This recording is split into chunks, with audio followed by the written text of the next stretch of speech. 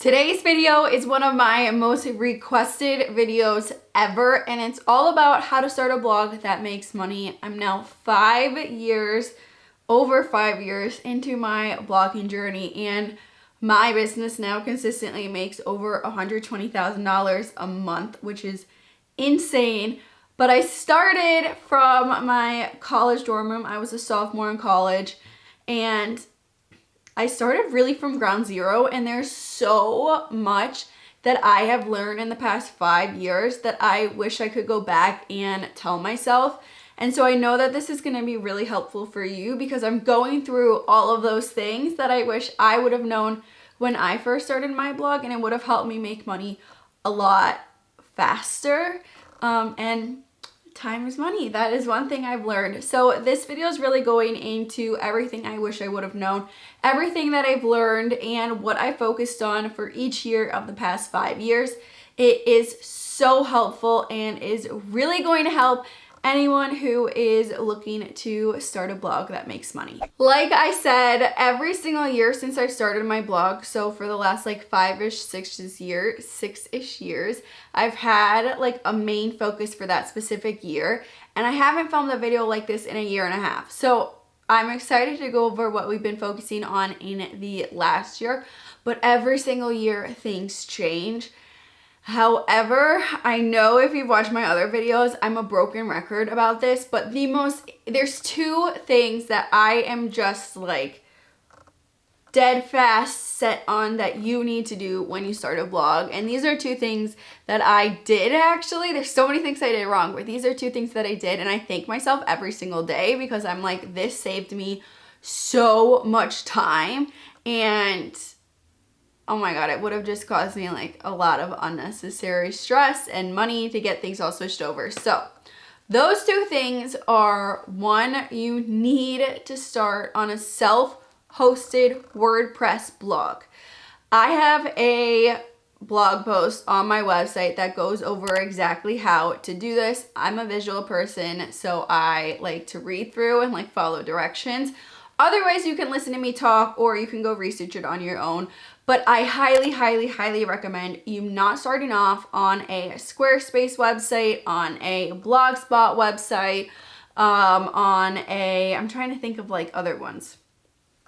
Basically, those are hosted websites. So you want a self-hosted website, and that essentially means that you own your website versus renting it. When you start applying to affiliate networks and sponsorships, that's something that they're going to ask you right away is, what is your website hosted on, and is it a self-hosted website? And a lot of times people will go on the hosted website because it's really geared towards beginners, and then when they start getting more serious about it, they have to switch over, which takes so much time. You usually have to pay someone like behind the scenes to switch things over, and it's just a pain in the butt. So I personally started my self-hosted website on Bluehost, and I always say that it's like tiers. So Bluehost is the Walmart version. Then you have Big Scoots, which is what I'm on right now, which is like the Target version. And then you have the Nordstrom version, which is your own database essentially, which costs so much money. So I started on the Walmart version because I was absolutely broke, and it was what a lot of bloggers recommend. And that's exactly what I recommend to you as a new blogger, is for you to start on that as well. I'm like, is my lighting going crazy? I'm sorry if it is going crazy. I hope it's not annoying. But the reason I say to start on the Bluehost version, like the cheapest version, is because it's like $3 a month, so something insane. And I am a huge proponent on spending the least amount of money as possible in the beginning until you know that you're actually going to stick with it. So I used Bluehost for the first 2 years. It was great. Their customer service is amazing. And then I moved on to Big Scoots. That is what we're currently on right now. So I've been on Big Scoots for the last 3 years. They are also amazing, but it's like way, way more money. Like we spend thousands of dollars a year on hosting, which now makes sense to us because we are making money where that can make sense to do. And also we have so much traffic, but that would have been a complete waste of money if I would have done that in like the beginning phases of my blog. So like I said, I have a whole blog post going over exactly like step by step on how I set it up. But that is one thing that I'm super keen on, that you start on a self-hosted WordPress website. I can promise you, you will thank yourself in the future. The only reason I did it that way is because I had other successful bloggers that I was watching who told me basically the same exact thing. And now I'm like, thank you, because that would have been just a pain in the butt to switch over. The next thing, we live in a world where, good and bad, people judge you by the way things look. And the easiest way to get a good looking website is to buy a WordPress theme. You can get themes, and like, even if you're going off of what I'm saying, do not get a hosted website. But there are so many themes out there. So there's self-hosted WordPress themes, there's hosted themes. I mean, you can get them in so many different varieties. And a website theme is basically like a pre-made template for you where you can go put in your information, but it looks really, really professional. There's all different price ranges for this. You can get free ones, and you can get them all the way up to ones that cost hundreds and thousands of dollars. When I first started, I spent like $65 on my website theme. I'll have the one that I used in the description as well, so you can see it. We've now moved on to custom themes, but do not spend the money, in my opinion, getting a custom theme, because you want to make sure you're going to stick with blogging. And two, there's so many great options out there. That's another blog post I have, is like some of my favorite themes that you can choose from. There are specific things that I recommend in the theme, so definitely check out that blog post. And then slight plug for my blogging course, but I go like really into detail on the things that I think should be in your theme in that course. But those are the two things that I'm absolute sticklers about, and will just make a huge difference in people taking you seriously, whether it's brands or whether it's actual readers. I forgot to say this in my whole theme tangent. Do not try to, unless you're a website designer, obviously that's completely different. Do not try to design your own theme. It will not look as good. You're going to spend so much time trying to figure it out, and you can be spending that time on a way better thing that can help you earn money faster. So that's my little tangent on the things that I think are like absolutely non-negotiables for starting a blog. Now let's get into what I focused on for each year of my blog so far. The first year-ish of my blog, I focused on two main things. The first thing that I focused on was getting into an ad agency. I knew that from like my research that getting into an ad agency and like making money from ads would be the fastest way that I basically start making money on my blog from people that were very, very successful in the industry. And so after a lot of research, I learned that the way to get into an ad agency, you had to have a certain number of page views every single month on your blog. So the fastest way to get page views is by getting on Pinterest. Pinterest is the only social media that is specifically geared at people going to someone's website. Think about it, like Instagram stories or Instagram in general. I know for me as a user, I probably click on a link like once every 4 days maybe, but on Pinterest, I am constantly clicking on a picture and going to someone's website and reading more.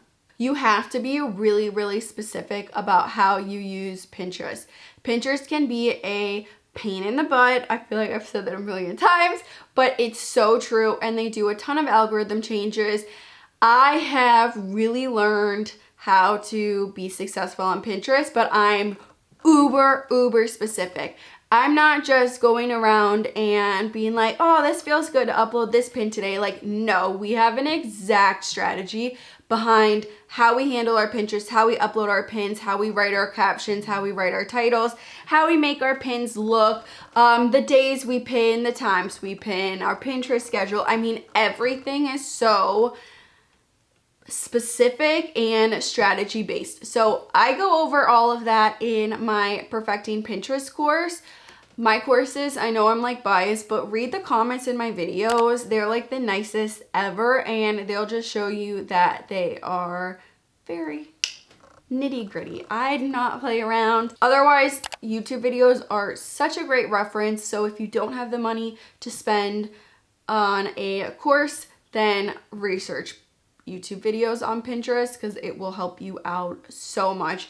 But spend the time on getting your Pinterest views. I think that's even better than SEO the first year because Pinterest is just the fastest way to get page views. And then with those pages, you can then apply into the ad agencies, get into one, and start making money that way. The next thing I focused on year one was taking blogging courses. This is something that I also learned from a blogger that I looked up to that was making hundreds of thousands of dollars a month on her blog. She basically said, she was like, I could spend months and months and months trying to figure something out, or I could invest $100, $200, whatever it is, and in 2 weeks learn someone's strategy who is successful in that exact thing.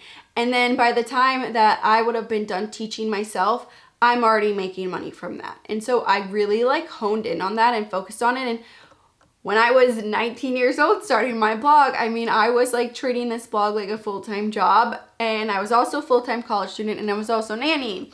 And so all of that nannying money I would put directly back into courses.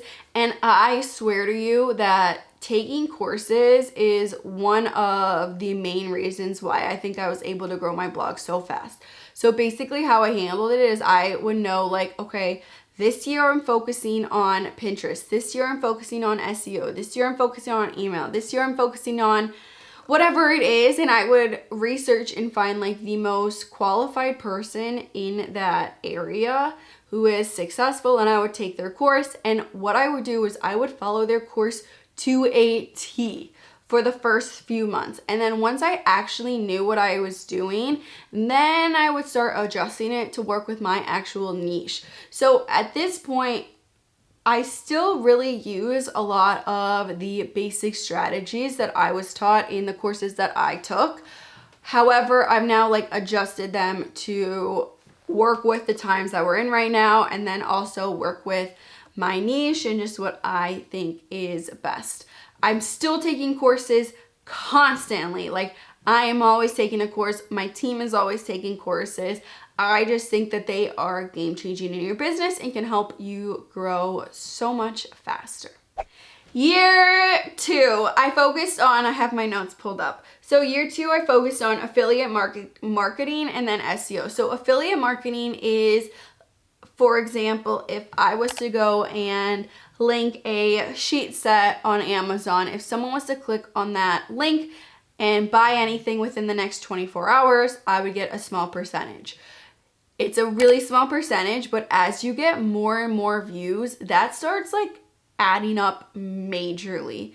So I knew that this was a huge money maker in my business, and it's also just really, really helpful for readers. Like, you're not gonna want to go brag about a sheet set that you like so much and then not like it. Like, that's annoying. And so it's just a very natural way to start earning money. So I put a huge focus into affiliate marketing, getting into affiliates. My main affiliate to this day is Amazon Associates. I have to say Amazon has been testing bloggers lately because they will just like slash commission rates, which is really frustrating. But so many people buy things on Amazon that our conversion rate is like way, way higher than any of the other affiliates that we're in. We use a lot of other affiliates as well. Basically, any store that you can shop at has affiliates associated with it. And that is a huge way that we earn money. I didn't focus on this on year one, and I wouldn't recommend you focusing on this on year one, because to earn money with affiliates, you have to get page views and you have to get readers on your website, which is why I still think that you should be focusing on Pinterest and getting those readers to your website first. The next thing I focused on is SEO. So SEO stands for search engine optimization, and this will literally rule your world and rule your mind.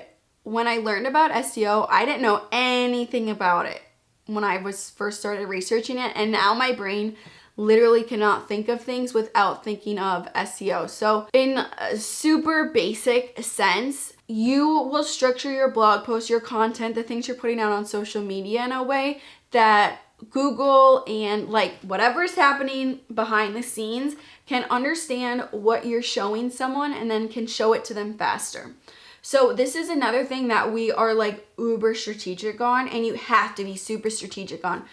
Plug for my Perfecting Blogging course where we go over everything that we do from an SEO perspective, but you really have to set up things in a way that Google will read, and it's Google, and like I say Google as an overall name for a database or whatever you would consider Google to be, but there's like a million of them. Google's just obviously the most known one, but we set everything up so that we know that Google can easily read this, and then they'll know that our post is extremely helpful, and then they'll go and show our post first. So when someone searches how long to cook a chicken breast, which is a weird example, but that's an example on Google, we want to be the first blog post that comes up when they search that. And those blog posts don't just magically show up at the top of a page. There are things that the bloggers are doing behind the scenes to get them to show up there. So definitely focus on SEO. Like I said, once you learn SEO, you will not be able to get it out of your head. And I literally focus on SEO for every single part of my business. Once you get on Google's good side, in the beginning it takes a while to build up, but once they begin trusting you, then they start ranking your things way faster. Like at first it can take like 6 months for them to rank your things. Now we're at a point where Google will start ranking our things within like 2 weeks, a month, which is so much faster and so great. So year 2, we focused on affiliate marketing and SEO. Year 3, we focused on 3 things. So we focused on email list. Email list is one of the only things that you will actually own in your business.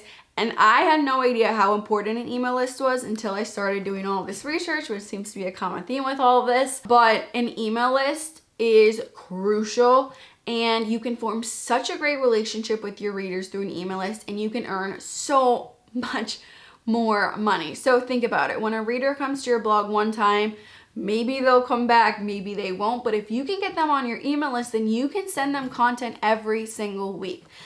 This is another thing we're super strategic about, because I know as a consumer, it's really annoying when I get a million emails sent to me, and I find that 99% of the time they're not helpful. So when we send out an email list, I want it to be extremely helpful, and I want when our email hits someone's inbox, they're like, whoa, we need to click on this. I know this is going to be helpful because it came from Sophia. So we focused on that. I learned the behind the scenes of it, sequencing, newsletters, how to transition our readers from the opt-in to the email list, to how long they're in the first transition period, the second one, so on and so forth, how to talk to them, how to not come off too salesy. I mean, so many different things. So that's what I spent the first year on. We also have a course for that. We have 3 courses. So the Perfecting Blogging, Perfecting Pinterest, and then Perfecting Email. Do not take Perfecting Email if you are at the beginning stages of your blog. It is so intense, so high level, and I honestly don't even know how I was able to figure it out. So it would just be super overwhelming if you are in the beginning stages, but it's so detailed. So if you are at the point where you're ready to learn about email lists, definitely recommend taking that. And that was game changing in our business. The next thing I focused on year 3 was I launched my social medias. So at this point, I didn't have any social medias.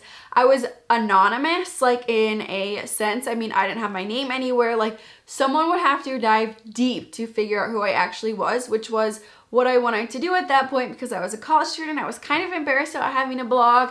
And I knew that if I was to start the social medias in the beginning, it would have been way too overwhelming for me, and I would have been very ADD about what I should be focusing on. So year 3 is the year that I launched my Instagram and my YouTube channel. When I focus on something, I focus on things hard. Like, I don't dilly-dally in it. I don't do it for 2 weeks and then give up on it. I mean, I really, really focus on it. And I took my YouTube and Instagram very seriously that first year, 2 years. I was on Instagram stories every single day. I posted on my Instagram that first year every single day. And that is not easy to do. Like, you do not want to show up literally 365 days a year without a break. And also, it was the first time, obviously when you're on the internet and on your blog, you are getting comments, but it was the first time that I was truly getting like multiple comments and multiple messages from people,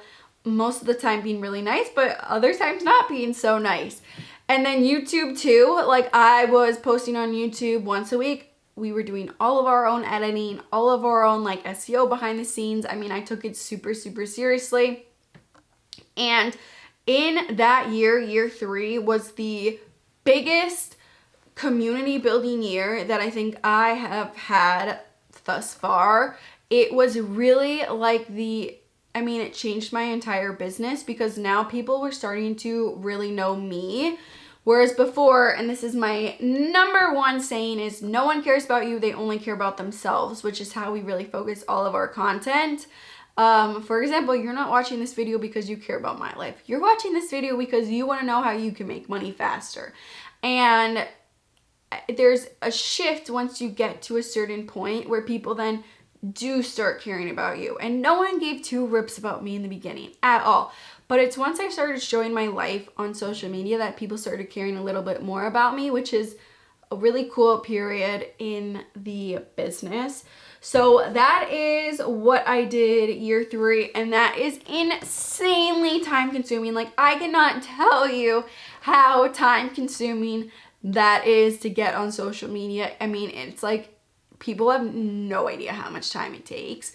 Or I always say it's like not necessarily hard work, it's just a lot of work. And then year 3, we started hiring, and I had to start hiring because the social media was taking me so long.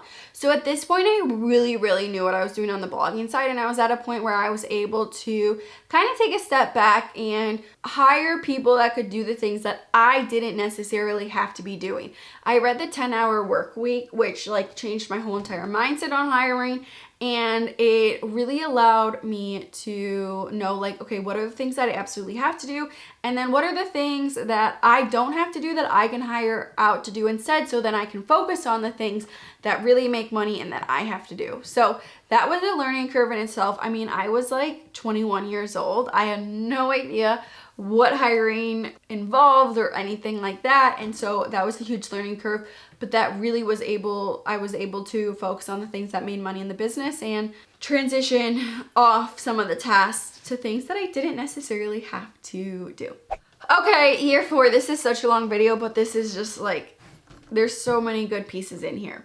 So year 4, there are 3 things that I started doing. I started creating courses. I was at the point where I really, really knew what I was doing, and I was getting emails every single day about how to start a blog and how I did things. And I also knew how important courses were for me, and I knew that they were passive income. I was a college student at the time, and I was like, okay, there's education, or there is money in education. Blogging is such a great way of passive income. Courses are such a great way of passive income. So I really put a focus on that in year 4, and I knew I was at a point where I was knowledgeable enough to do this, and I could make really freaking good courses that I wish I would have had when I first started blogging. So I did that, and it allowed me to really get that passive income, so then I could reinvest that money into other sides of the business, which, you know, to start a course, you really don't need a lot of money. But for the other parts of the business that I wanted to start,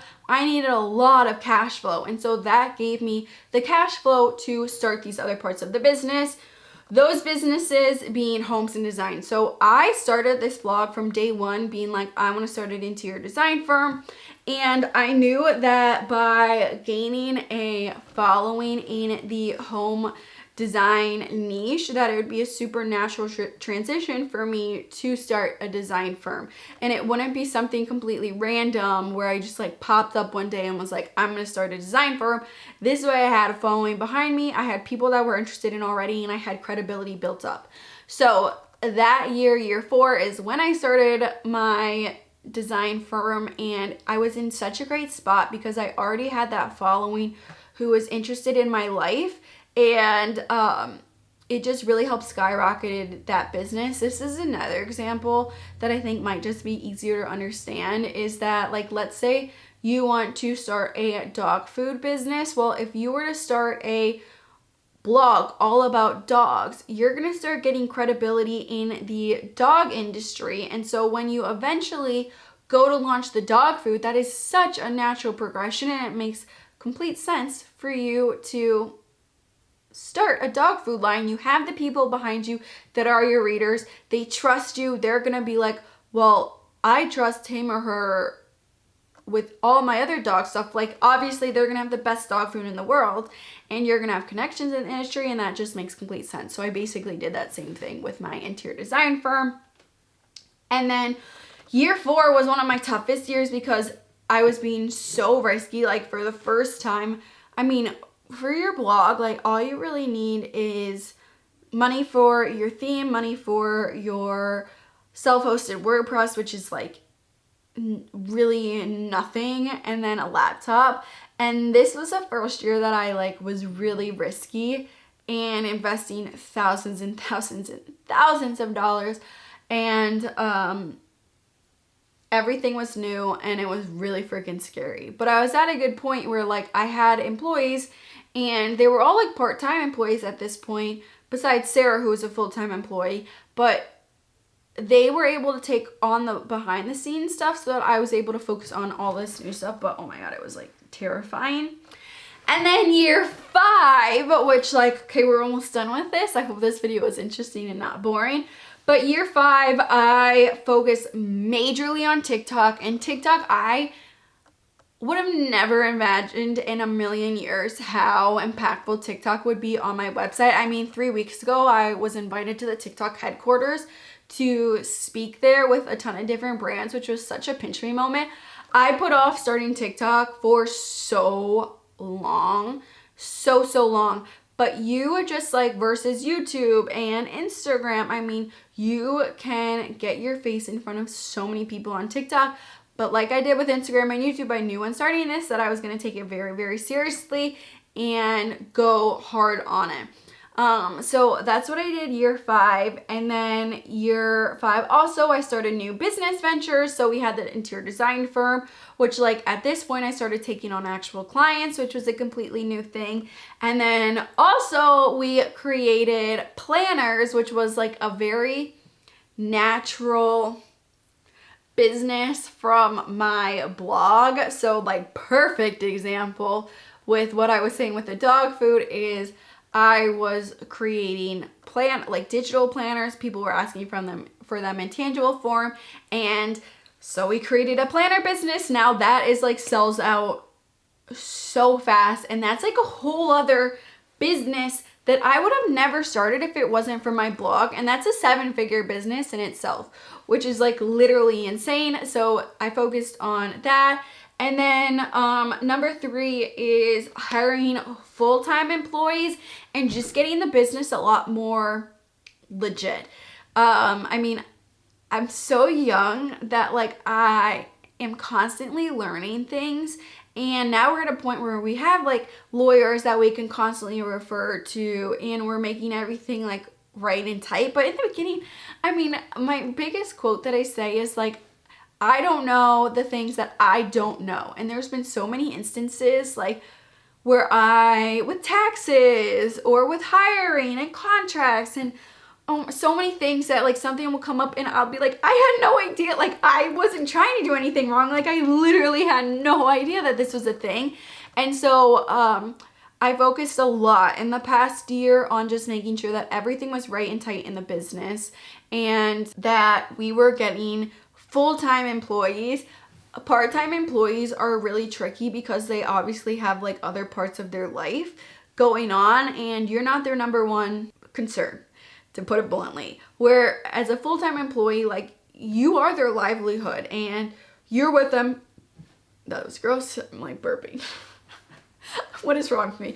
You're with them every single day, and they're really able to be so much more involved in your business, and I'm able to trust them so much more. Now it's like terrifying because you're like, I'm supporting their entire livelihood, which like luckily not luckily, but in this sense, luckily none of my team members have kids yet, but I'm gonna freak out even more because I'm like, oh my god, like I'm supporting families. But it really is such an exciting point, and it's not so much of like a solo thing at this point, where in the beginning like I was doing everything completely alone, and now I can kind of like be like, no, like I have a full team backing me up on things, and it's not just me making a decision, it's like all of these people making a decision with me and giving their best knowledge, and that's been really crazy.